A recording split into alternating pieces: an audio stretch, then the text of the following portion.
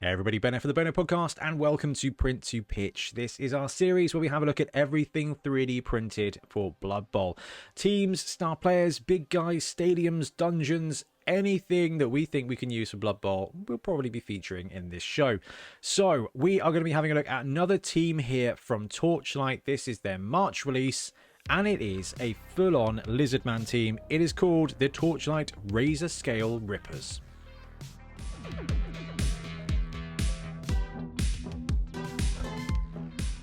Okay, so this is their March release, and it's actually got a ton of players in it. We'll have a look at the closer up of the pictures in a second. We've got 6 Saurus A, 6 Saurus B, 6 Skinks, 2 Chameleons, 1 big fat lizard, I like that, a coin and a turn marker. I did not bother with those. So let's have a look at the actual style of the model. So Torchlight, we see this every month. They have an exaggerated cartoony style, which honestly I love. It's just I don't love all of their designs. Some of them I really love, and this one's got a ton of character in. And Blood Bowl is a bit of a cartoony game, so actually you can get away with stylized teams and fun bits like that without really any worry. So we've got a couple of chameleon skinks here. We've got 6 of the blockers. Now the cool thing about this team is they've got 2 sets of the Sauruses, and one set has these kind of heads, which is your kind of typical Lizardman head. They would look like they're like the salamanders from Warhammer, like the little things they used to poke around and spit flames out of. And then there's also, have they got pictures of that as well? Yes, they've also got the same Saurus models, but with crocodile heads instead. They may be alligators. Alligator or crocodile style heads. I always get that wrong, and chat always shouts at me. So they've got the 2 of the chameleon skinks. We've got 12 Sauruses. This is the big fat lizard. It's not the best shot of it, but it is just a big fat lizard. This is to be your Croxagore in the team, and as we flick over you can see you've got 6 different skinks there as well, including one who's blowing flames. They've got cool little pterodon wings on there as well. I actually really like it. Again, very high on the cartoony scale, but it's kind of unique, and they've got a ton of character, so they get points for that as well. So what we're going to do is we're going to have a look at the STLs. I've printed a bunch of them, and then we'll have a look at the prints. Okay, so first up we're going to have a look at the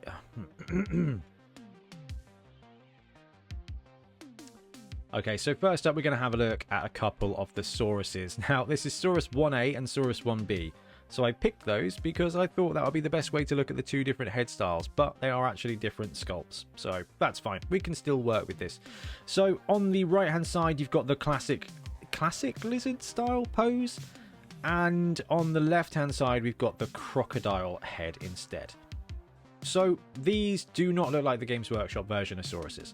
These are just your fantasy kind of Lizardmen, and we've got to give it to them. They've done a really good job of adding all of the detail in there. So you've got a ton of scales, which I can attest do come up really nicely with a bit of contrast.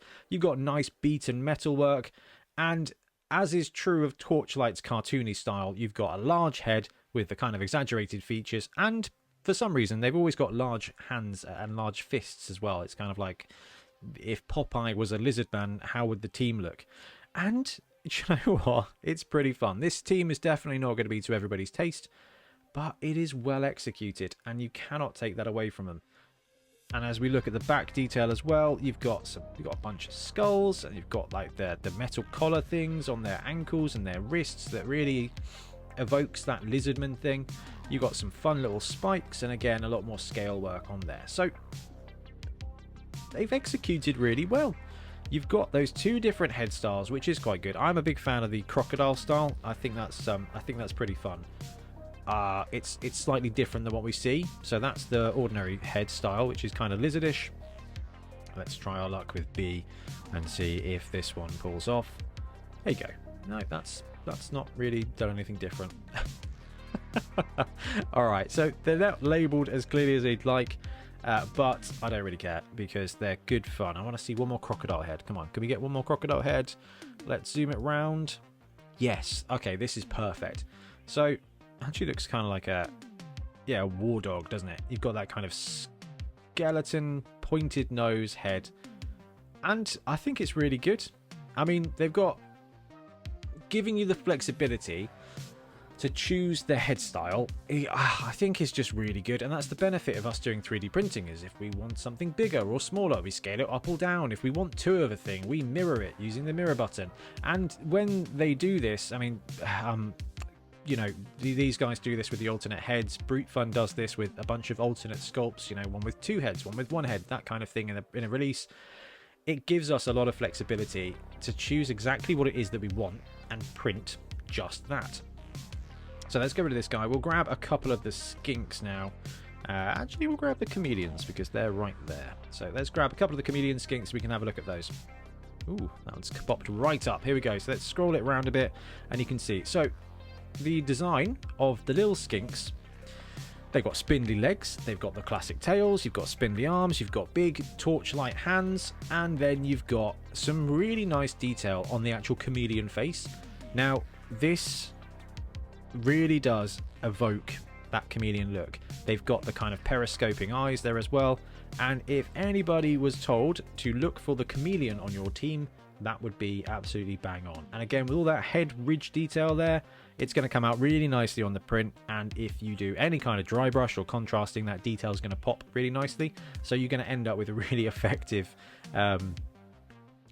paint scheme without a huge amount of effort, right? And I love that they've gone with the chameleon skink pulling the ball out of the air because of the on the ball skill that they have. And let's grab 3 skinks, chuck them into Chitu Box, and we can have a look at the STLs here. Oh, one of them is pre-supported. That's exciting. So one of these is the unsupported version, but is actually supported. All right, well, that's cool, because we're going to talk about the supports as well in a second. So I've grabbed 3 of these models, and I think actually we will get rid of the supported one for now. Goodbye to you. So I want to look at the design of these skinks. So they've got similar body types to the chameleon skink, but they are a little bit chunkier. The arms are a little bit thicker, the legs are a little bit thicker, and the heads very much, you've got that skink vibe. But the really cool design choice they've gone with these skinks, and this is going to be interesting because there are going to be some teams out there that want to add some skinks. There are going to be some people out there who are brewing up some college teams for Dungeon Ball, and they're going to need a few skinks. And actually, these are really cool. They look more like Tyranids, I think, than skinks, which is really cool. You've got the head wing. I'm sure there's a fin. I don't know. What is a head wing called? But they've got the cool like pterodon wings on the arms as well, which I think is a really cool design choice. Now, they're definitely cartoony. They've got the bulbous heads, they've got the bulbous eyes, they've got big old jaws.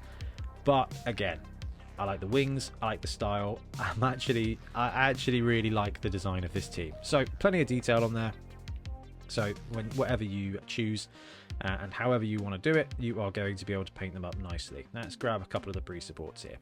They come pre-supported, and actually, as far as pre-supports go, they're fine. They're not egregious. They don't use a huge amount of resin.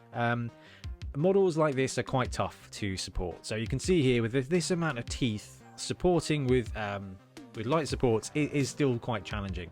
If you were going to support it yourself, you'd probably try and do it in such a way that you minimize those supports on the mouthpieces. But I mean, it comes pre-supported, and I can tell you that of all the models I printed out, I had no failures. So when it comes to doing these print to pitch videos, I will take the pre-supports if they've got them, and I will just print them as they are. And we can use those to see, 1, if the pre-supports work, 2, if there's any issues with the pre-supports, and 3, the exact scales of the pre-supports. Because most of the time, if you need to change the scale of a pre-support, it can be risky. Generally speaking, you can go up and it'll be alright. If you go down, you may have a bit of a struggle. But again, you can see that the pre-supports are focusing on the teeth there, which I don't think is going to have much of an issue. You might just have a couple of flat teeth, but you can file them down, you can clip them off to make them a bit shinier, and ultimately I don't think you're going to be noticing that level of detail. If you want to print and paint these to a really high level, then you definitely want to pre-support them yourself to get the cleanest shot at some of the details that you're going to want to paint up. But the whole team comes pre-supported, and it is a whole team with 2 different versions of all of the Sauruses. So what's that? 6 Saurus of A, 6 Saurus of B, 6 Skinks, that's 18, 2 Chameleons, that's 20, and a Croxigore, that's 21 pre-supported models. So let's print them.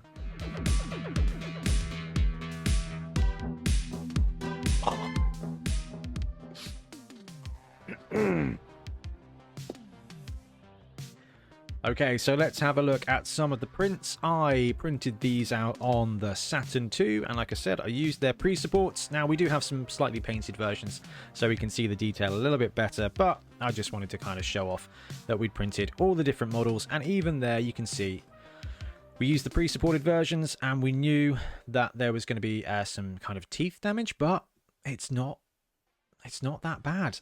I haven't cleaned these up as well as I would if I was going to be properly using them, so you will see you've got some like light supports in there, and you can see the crocodile head there too. We've got one of the chameleon skinks shooting out the ball. Sadly, and this is something that I want to flag with you guys immediately, the legs and stuff are quite thin for these models, so if you're using the pre-supported versions, be careful when taking off the supports, or you might lose a leg or two. So I did sadly lose a leg of one of the chameleon skinks, and I think this skink suffered a similar fate. The cool flame breathing one that I was quite excited to paint up with contrast, not so much. He's actually missing a leg now because of that, so you're going to have to be really careful when taking off the supports if you're using the pre-supported versions. Although I had many models come out really nicely, however. So this is the first one of the Sauruses, and I chucked on a quick coat of Militarum green or something like that. I thought it would be a nice colour to kind of pick up the detail, and you can see you got plenty of detail on there, plenty of scales to pop up. The positioning's absolutely fine. You know, it's a cool model, and actually with a very small amount of effort you can have this guy pitch ready, which is wicked. I also did some in some Army Painter Orange, which is just a much better colour. It's always funny looking at the Army Painter stuff versus the contrast, and the Army Painter, oh, it's just brilliant. Anyway, but what you can see from this is it picks out the detail really nicely.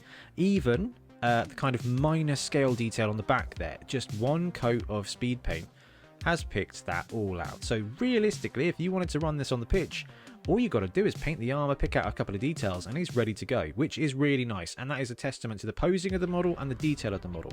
So this is one of the kind of classic lizard heads, and this is one of the crocodile lizard heads.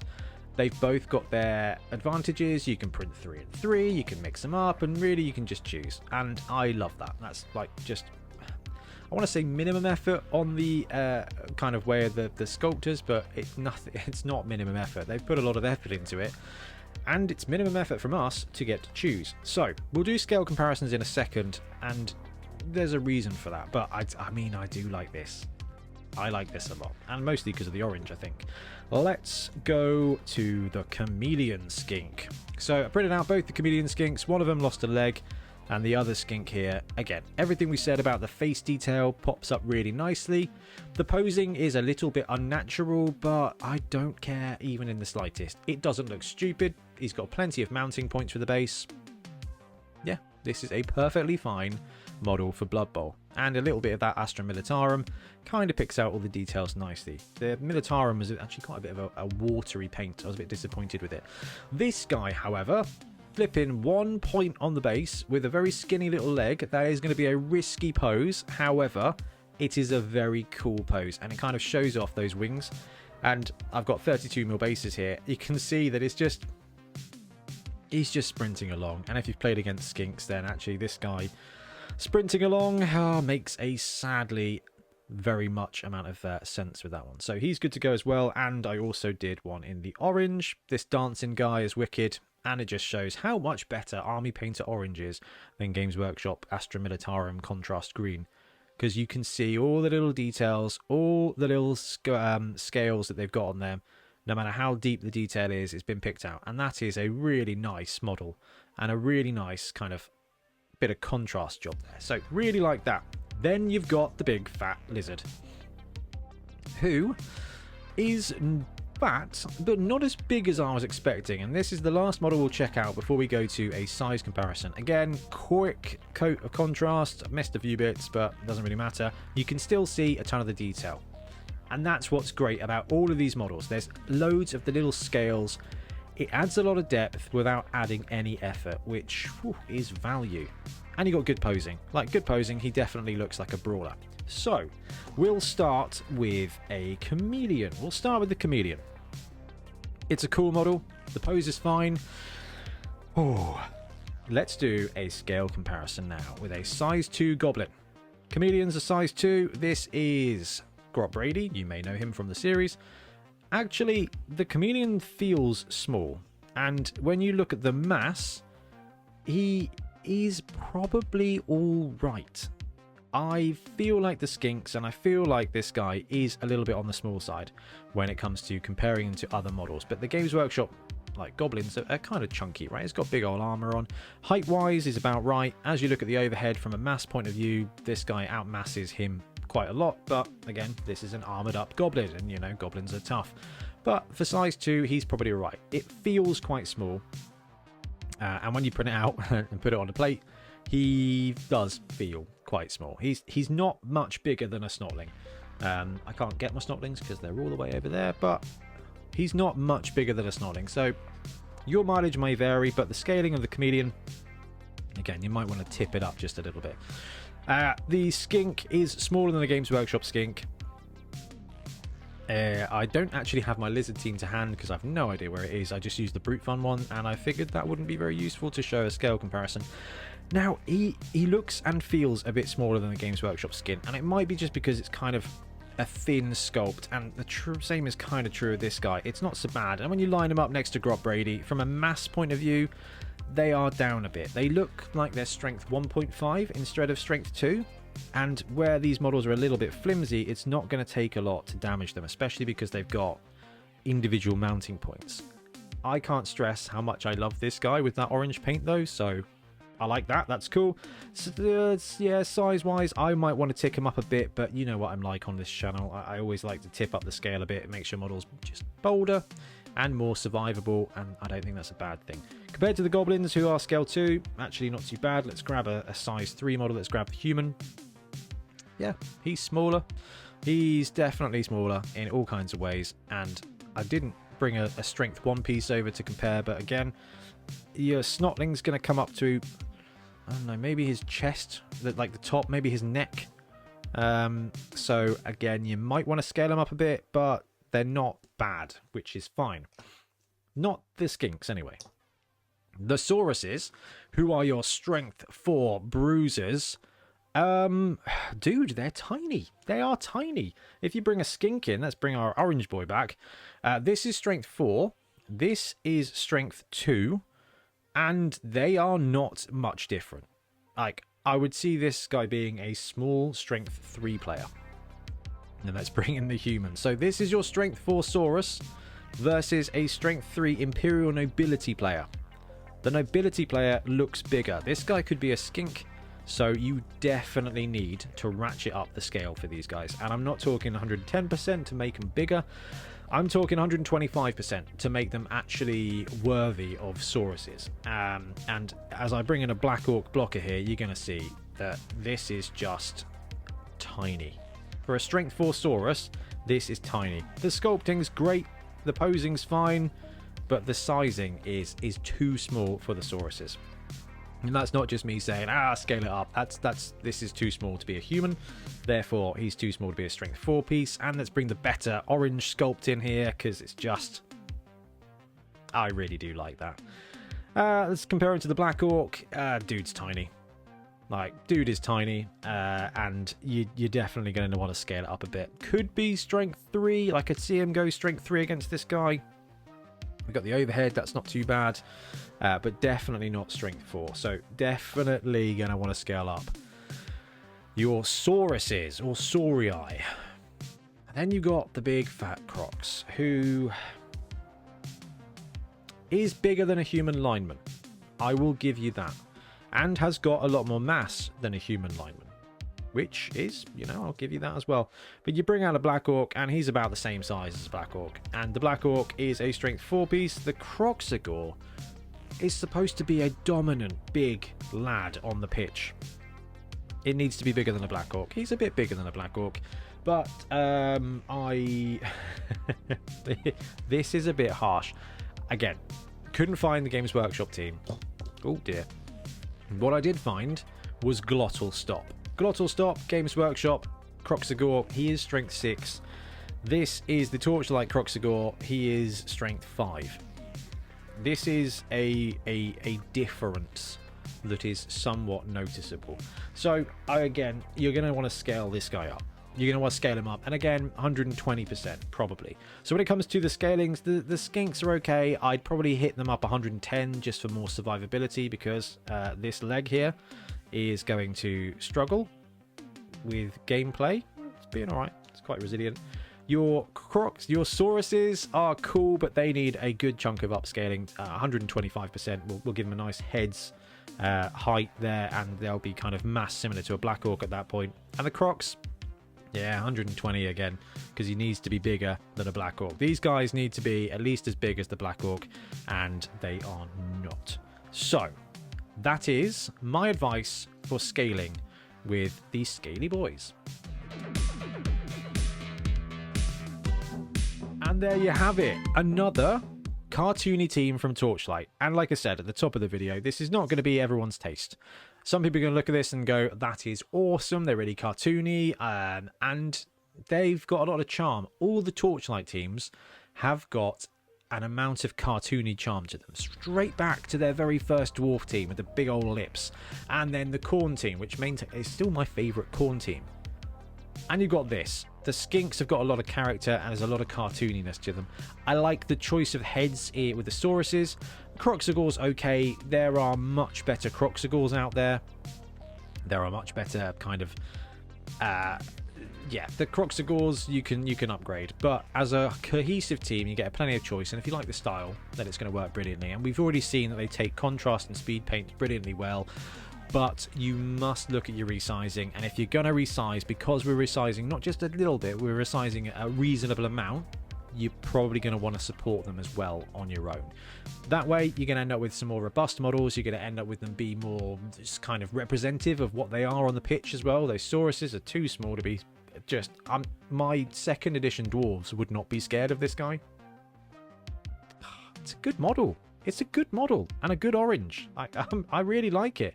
They just need to be Blood Bowl scale, because if you take like the Punga Troll here, who is a proper big guy, and you put him up against the Croxagor here, it is you know, potentially not aligned, and that's fine. But generally speaking, cartoony style, I like it. Executed perfectly, take contrast brilliantly.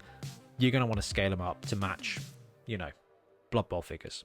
But really cool. Anyway, let me know what you think in the comments, and we'll be back again soon with more Blood Bowl content. Happy printing. Thanks very much for watching. We really appreciate your support. If you want to support the channel even further, please like and subscribe. It really does help us out. Or come join us on YouTube Members or in Patreon, where you can get exclusive access to some content, some loot, early access to basically everything we do, as well as regular competitions. Or you can pick up some Bonehead Podcast loot either on our website at boneheadpodcast.com. We've got the Dungeon Bowl things, we've got tokens and stuff like that, or on our Spreadshirt site as well. Everything you do just helps us make more content and hopefully do it of better quality. Anyway, thank you very much for watching. Happy blocking.